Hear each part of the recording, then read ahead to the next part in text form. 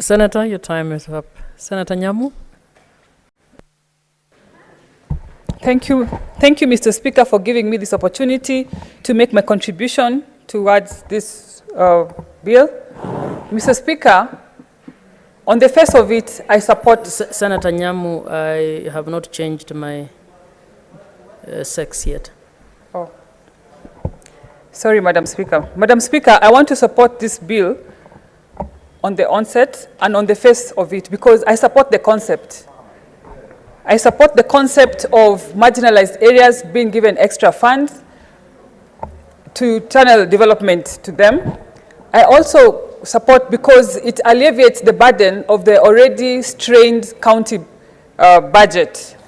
I also like the fact that it is project specific and it is also area specific. But Madam Speaker, I also have an issue with the formula, just like my other colleagues have said before. And Nairobi has been assumed to be a rich county.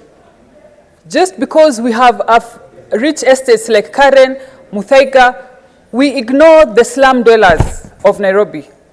Article 204 of the Constitution that creates this bill is very clear that it is this bill and these funds are supposed to benefit the marginalized areas. Madam Speaker, in Nairobi, we have a lot of marginalized area and that are also densely populated. Nairobi is the home of big slums like Kibera, Mathare, Korokocho, and the Kayabas.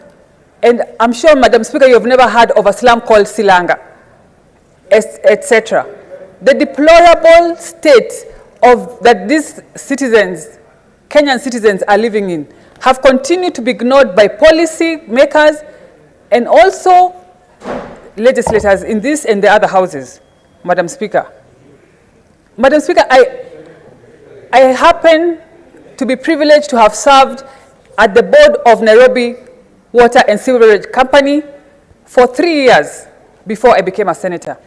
And in Nairobi Water, we had mapped Nairobi into 7 regions. We have the central region, which includes the CBD and its environs. We have the southern region. And Madam Speaker, we saw it wise and necessary to have another region, a separate region that is called that it included all the slums that was called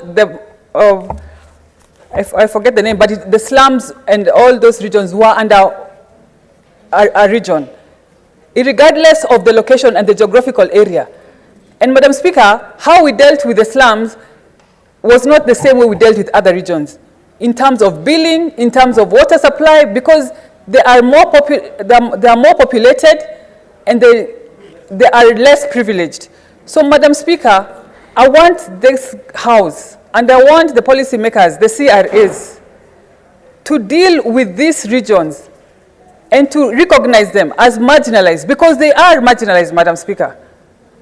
We are talking about Korokocho, Soweto, the Viwandani, the Ruto, and all these other areas, Madam Speaker, that have been ignored.